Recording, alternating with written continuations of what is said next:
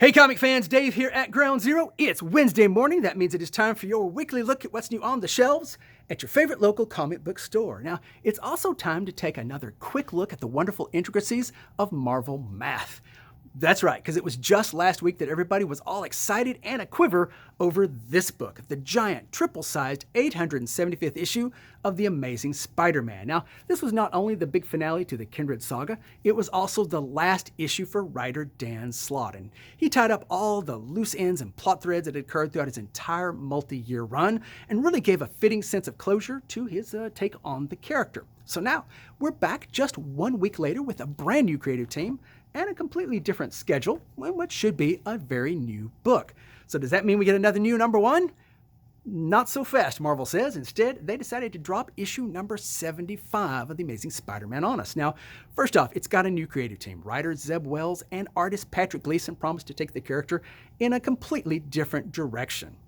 Also, it's got a new schedule, as it's going to be published 3 times a month. Why 3 times a month? Well, that's one more than Batman, conveniently enough. Now, Marvel would definitely like to make it very clear they pay no attention whatsoever to DC Comics or Gotham's Dark Knight. They don't even know that exists. However, they would like to remind you to continue to enjoy the exciting adventures of their latest blockbuster, Moon Knight.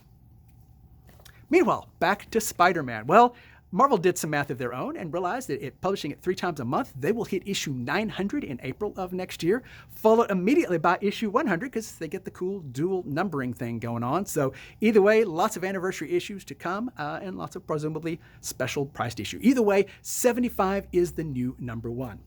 So Marvel has seen the enemy and decided it is the number one, which is why the latest blockbuster crossover that they're coming out with, Darkhold, is actually numbered issue Alpha.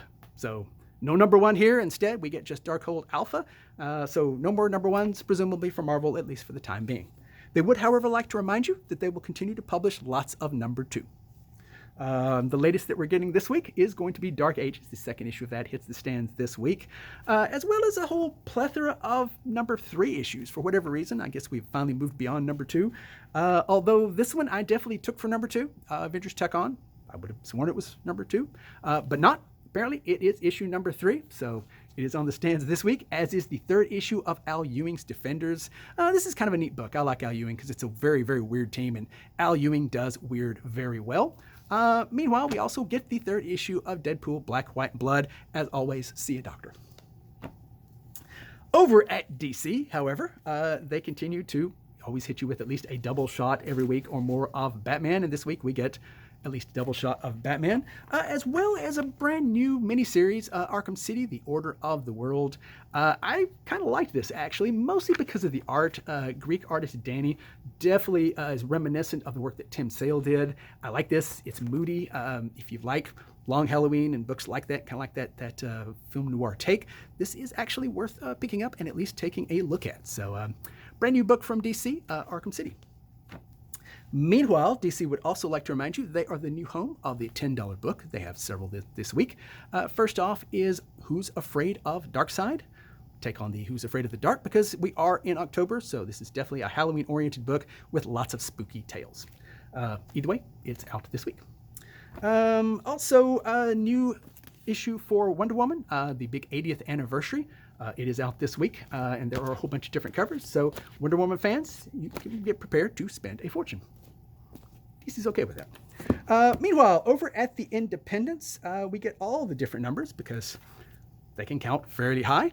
First off, from Rick Remender, Righteous Thirst for Vengeance. He's pretty excited about this book. He's been promoting it heavily. It's not his usual sci-fi or that kind of thing. Instead, it's a dark, violent action noir take.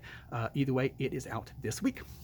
Also, we get Out from AWA. AWA has been doing some pretty good books. I was obviously really impressed with several of the ones they did, Not All Robots being one of my favorites recently. This one is called Out.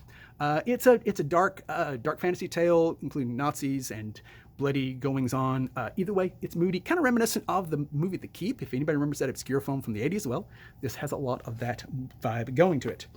Meanwhile, moving to the issue number 2, we get the second issue of Almost American from I don't remember who that's from. It's from Vault AW. It's one of the cool publishers. Either way, it's out this week, and I kind of like the first issue of that. Very much a crime, spy tale. Also, from Bad Idea, Pirate Queen, the second issue of that is in this week. Bad Idea always sells. I don't really have to say much other than we have a new Bad Idea comic. We also get The Last Book You'll Ever Read. So moving on to issue number 3, Last Book You'll Ever Read from Cullen Bunn has done quite well. Either way, it's in this week as well. As is, from Bad Idea, the lot number 4. Now, I like this because unfortunately I cannot resist saying, if you bought the first 3, come in and buy this one, and you will have the entire lot because it's only a 4-issue series. You're welcome. Meanwhile, over at Trades, not as much to talk about this week, so we're keeping it kind of short. Got a couple from Image, in particular, Silver Coin. Now, this was a collection of short tales, all dark, eerie, and moody, and it's finally collecting books. So for fans of Ice Cream Man or Haha, books like that and stuff, this is actually definitely one you want to pick up to keep you properly spooked for the month of October. Also from Jeff Lemire, Ascender. I think this is the 4th volume of this. I like everything Jeff Lemire does, really. So honestly, if it says Jeff Lemire on it, I'm probably going to be a fan. This is no exception. New volume of Ascender, for those of you who've been picking up in trade, is on the stands this week. One more that I will mention, and that is Godzilla. This is a massive, hefty book. I don't even really know what's in it, but I know it is a monster.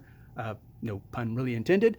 Either way, Godzilla books are always in demand, and they always seem to be running out at the publisher and going out of print, things like that. So by all means, stomp your way into your local comic shop and grab one up while you can. One last thing I will mention for those of you who keep up with such industry notes, this is the first week that Marvel Comics are being distributed exclusively by Penguin or Random House. So this is how we got our books this week. Flap was hanging there loose as they brought it into us. I don't know how well you can see this on the video, but this is pretty thin. So this is where we're getting our books. So those of you who like your books without dinged corners and things like that, we'll try. We'll see, because the other part of my books came in this little thing. So yeah, it's going to be a totally new era for comic distribution. We'll see how it goes. Either way, we make the best of it, as will you. Now, as always, we're going to leave you with our usual motto, and that is not about having what you want. It is about wanting what you have. Folks, please stay safe. We love you, and visit your local comic shop. Have a great day, everybody.